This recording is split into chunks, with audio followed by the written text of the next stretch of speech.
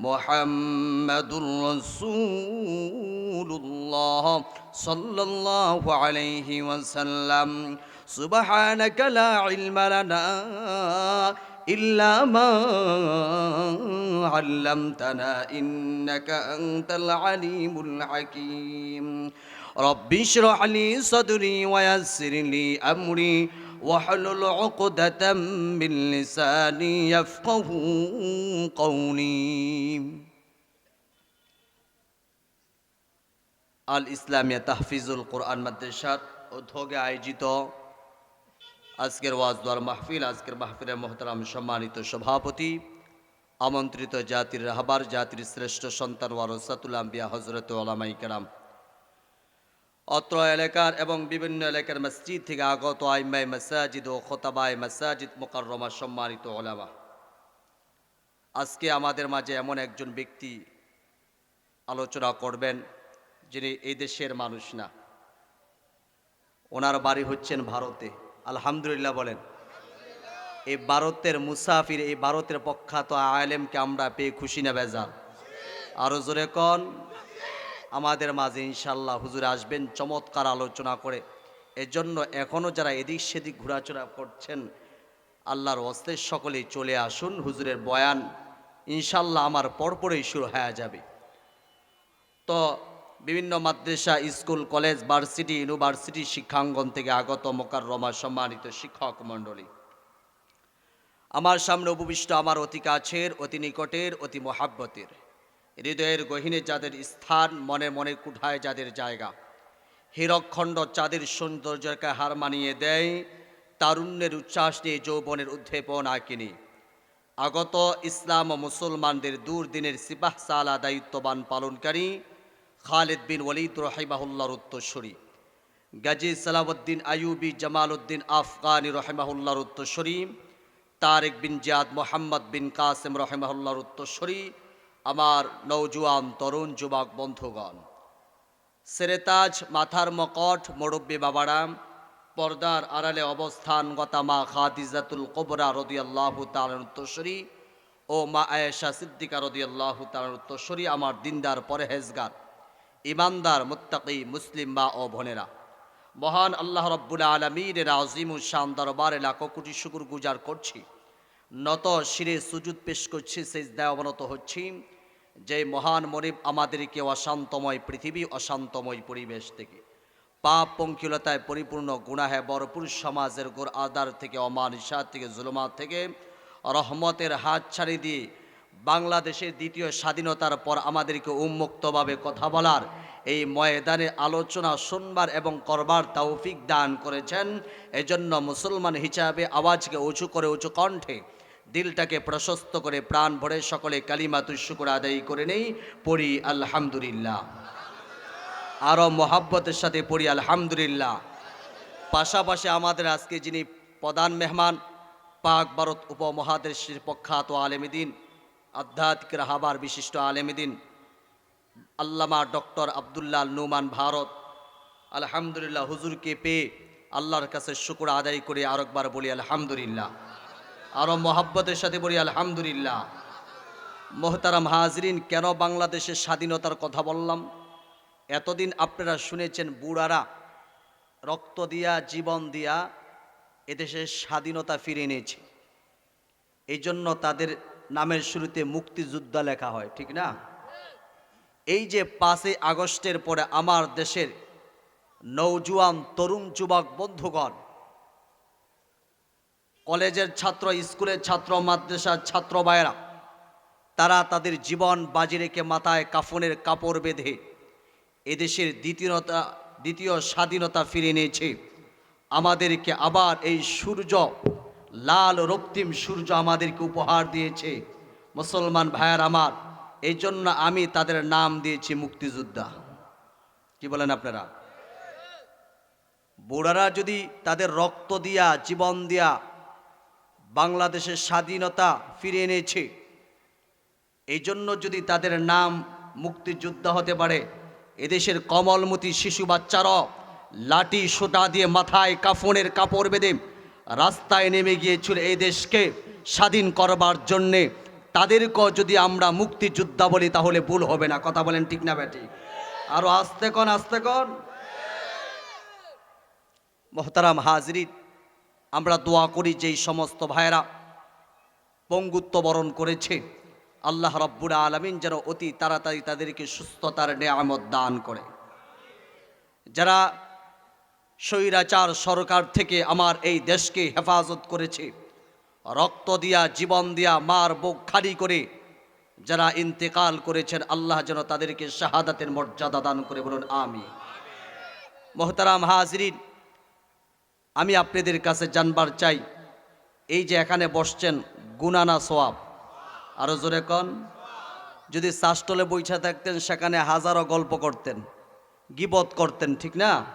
তো এখানে বসছেন, যতক্ষণ বসবেন ততক্ষণই সওয়াব।